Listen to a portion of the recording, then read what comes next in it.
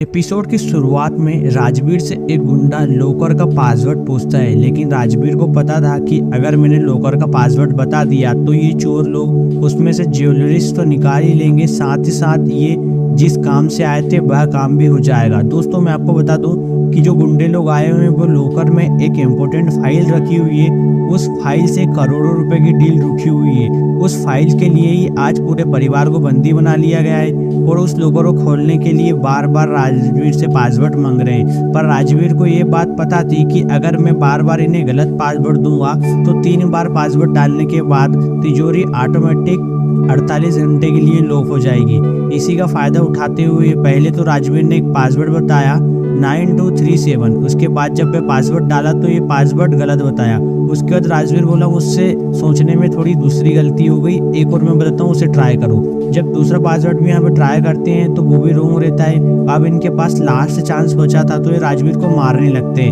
मारते मारते राजवीर अपना बयान नहीं बदलता है, यानी कि अपना पासवर्ड नहीं बताता है तिजोरी का।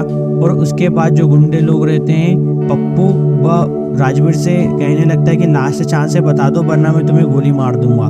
पर राजवीर यहाँ पर कुछ नहीं बोलता। तभी जो गुंडे के साथ एक और था वो अपना दिमाग लगाता है और कहता है कि ये तिजोरी किसकी है, उस तिजोरी के मालिक की डेट ऑफ बर्थ या फिर उसकी पत्नी की। लेकिन तभी उसका दोस्त राघव कहता है कि नहीं, पत्नी की ये नहीं डाल सकता डेट ऑफ बर्थ, वो अपनी गर्लफ्रेंड की डेट ऑफ बर्थ डाली होगी। और ये सिर्फ एक अनुमान लगाते हैं और उसकी गर्लफ्रेंड की डेट ऑफ बर्थ को पहले तो कैलकुलेट करते हैं, सही तरीके से मिलाते हैं कि उसकी डेट ऑफ बर्थ क्या है। और लास्ट चांस था, अगर ये चांस ये मिस कर देते तो फिर तिजोरी 48 घंटे के लिए लॉक हो जाती। तो ये अपना दिमाग लगाते रहे। इन्होंने सबसे पहले तो उसी की डेट ऑफ बर्थ निकाली जो कि गलत निकली, उसके बाद उसकी वाइफ की भी गलत।